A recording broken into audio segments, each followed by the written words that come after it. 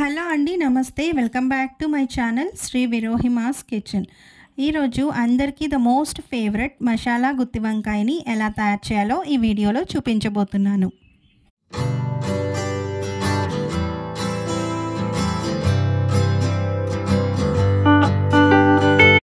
ముందుగా మసాలా గుత్తి వంకాయ కోసం వంకాయలని తీసుకోండి, బాగా వాష్ చేయండి. ఇలా నార్మల్గా వాటర్తో వాష్ చేసుకున్నాక ఈ వాటర్ని అంతా తీసేసి మళ్ళీ వాటర్ యాడ్ చేసి అందులో కొంచెం సాల్ట్ని వేసుకొని ఒక 5 to 8 minutes వరకు ఉంచండి.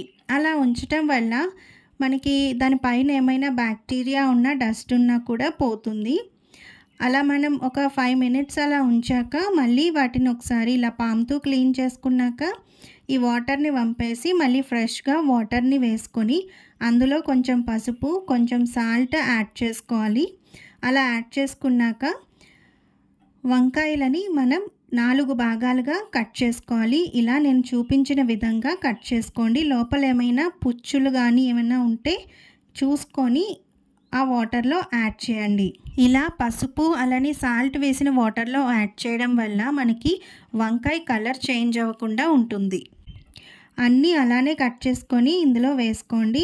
ఇప్పుడు కర్రీ చేసుకోవడానికి స్టవ్ పైన ప్యాన్ పెట్టుకొని ఆయిల్ హీట్ అయ్యాక ఒక 1/2 teaspoon పసుపు, 1/2 teaspoon సాల్ట్ యాడ్ చేసుకొని కట్ చేసి పెట్టుకున్న వంకాయల్ని ఫ్రై చేసుకోవాలి. ఇలా ఒక 10 minutes వరకు ఫ్రై చేసుకున్నాక వీటికి పైన మూత పెట్టేసి మగ్గించుకోండి. ఈలోగా మనం ఇందులోకి మసాలా ఎలా తయారు చేసుకోవాలో చూద్దాం. ఒక మిక్సీ జార్లో 2 యాలకులు, 7-8 వరకు లవంగాలు, అలానే ఒక 2 tablespoons వరకు ధనియాలు, జీలకర్ర పొడి వేసుకోండి.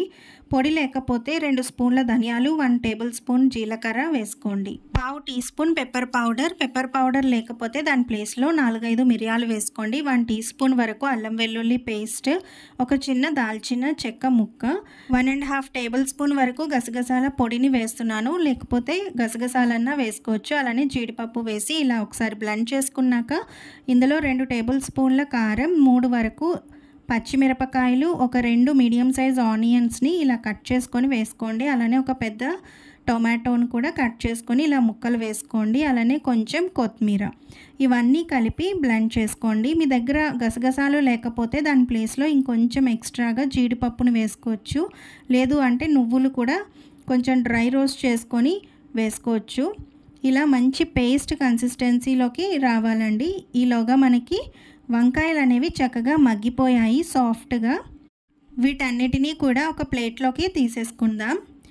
మనకి వంకాయలు అనేవి ఇలా ముందుగా చక్కగా ఆయిల్లో కొంచెం పసుపు, సాల్ట్ యాడ్ చేసి ఫ్రై చేసుకుంటే ఆ వంకాయ కూడా చప్పగా ఉండదు. కూరలో మనకి వంకాయ మగ్గిందా లేదా అని డౌట్ కూడా ఉండకుండా చక్కగా ఇలా సాఫ్ట్గా తయారైపోతాయి.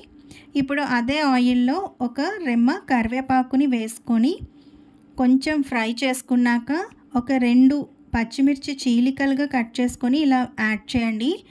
ఆల్రెడీ మనం పచ్చిమిర్చిని మిక్సీలో వేసి బ్లెండ్ చేసుకున్నాం కదా, అందుకని 2 వేస్తున్నాను.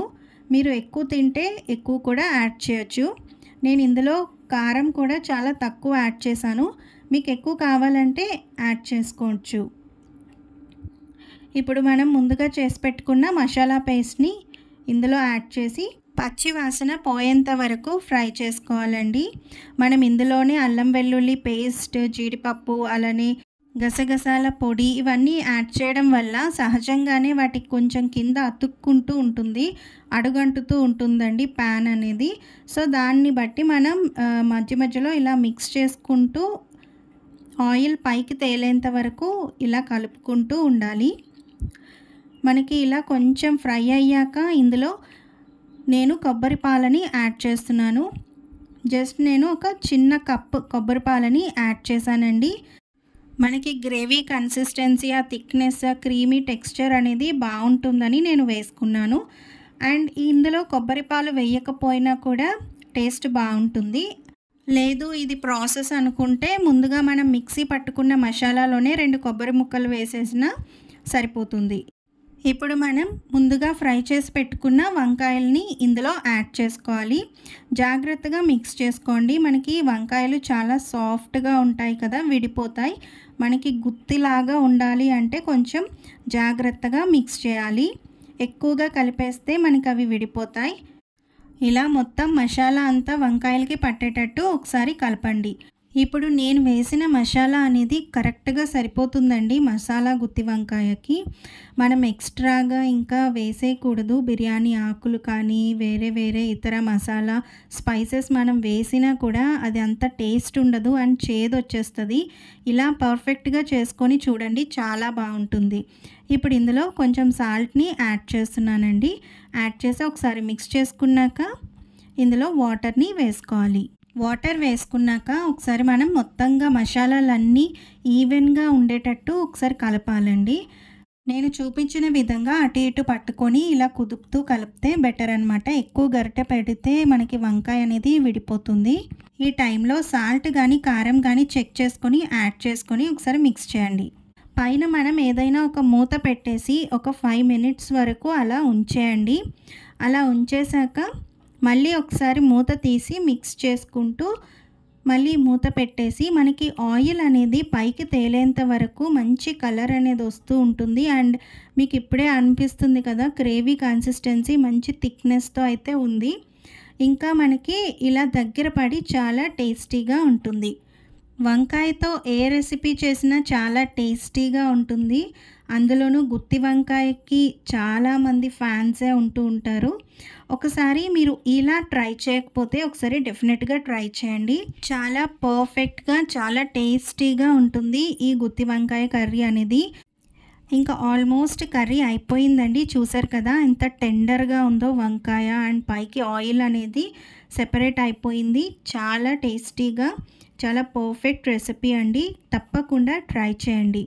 ఏ ఐటెంలోకైనా ఈ గుత్తి వంకాయ చాలా టేస్టీగా ఉంటుందండి. అంటే చపాతీ కానీ, పూరీ కానీ, రోటీ, మెయిన్‌గా రైస్ ఐటమ్స్‌లో చాలా టేస్టీగా ఉంటుంది. అండ్ మీరు చూసారు కదా గ్రేవీ అనేది ఎంత బాగా వచ్చిందో.